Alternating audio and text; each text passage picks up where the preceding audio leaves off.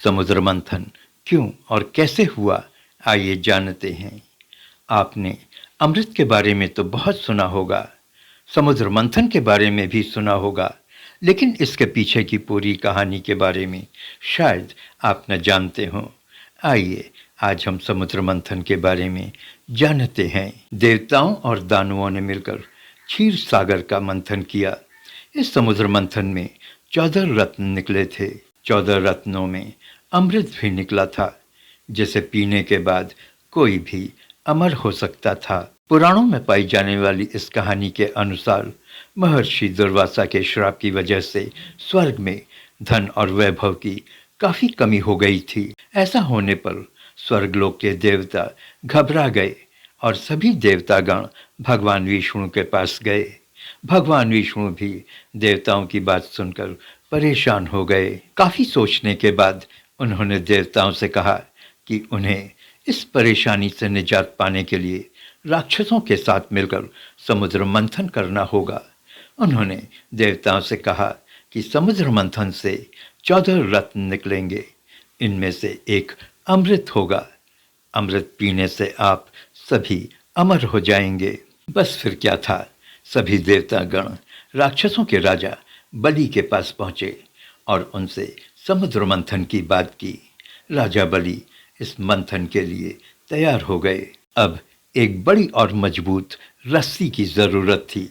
इसके लिए वासुकी नाग तैयार हो गए और इसके बाद मंदराचल पर्वत की सहायता से समुद्र मंथन किया गया। इस समय भगवान विष्णु ने एक विशाल कछुए का रूप धारण किया था और पर्वत मंदराचल को अपनी पीठ पर सवार कर समुद्र मंथन करवाया था। भगवान के इस अवतार को कूर्म अवतार के रूप में जाना जाता है। मंथन के दौरान देवताओं ने वासुकी की पूंछ पकड़ी थी और असुरों ने सिर पकड़ा था। जैसे जैसे मंथन की क्रिया आगे बढ़ी, सागर से कई अद्भुत चीजें निकलनी शुरू हुई, जैसे कामधेनु गाय, कल्प वृक्ष जिसे इच्छा पूर्ति वृक्ष कहा जाता है। उसके बाद कीमती रत्न कौस्तुभ और धन की देवी लक्ष्मी प्रकट हुई। इस मंथन में कुल 14 रत्न निकले थे।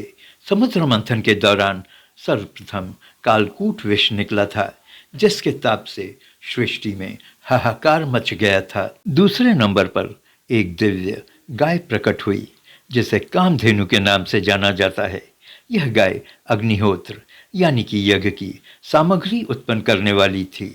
इस रत्न को ब्रह्म ऋषियों ने अपने पास रख लिया। समुद्र मंथन के दौरान एक सफेद रंग का घोड़ा उत्पन्न हुआ। यह घोड़ा घोड़ों का राजा कहा जाता है। इस घोड़े को असुरों के राजा बलि ने अपने पास रख लिया। इसके बाद मंथन से एक सफेद हाथी निकला। आमतौर पर हाथी के 2 दांत होते हैं, लेकिन इस ऐरावत नाम के हाथी को 4 दांत थे। इससे देवराज इंद्र ने अपना वाहन बना लिया। समुद्र मंथन का 5वां रत्न कौस्तुभ मणि के रूप में निकला।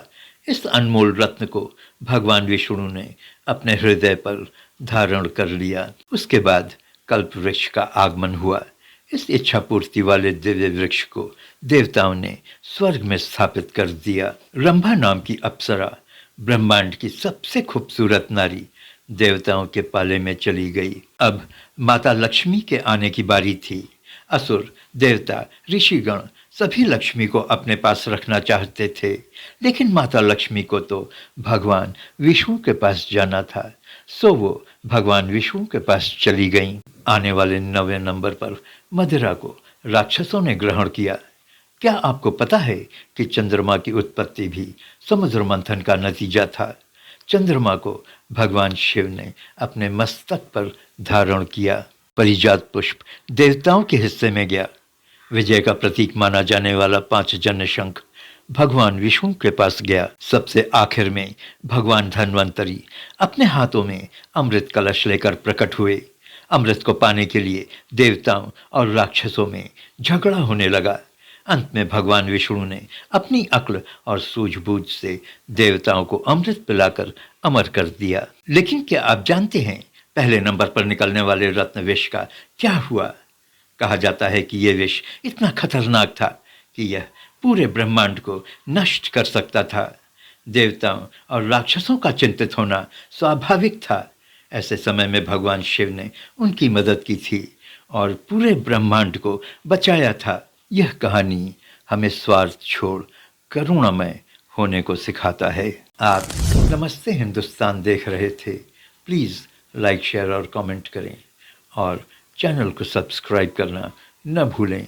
धन्यवाद। जय हिंद, जय भारत।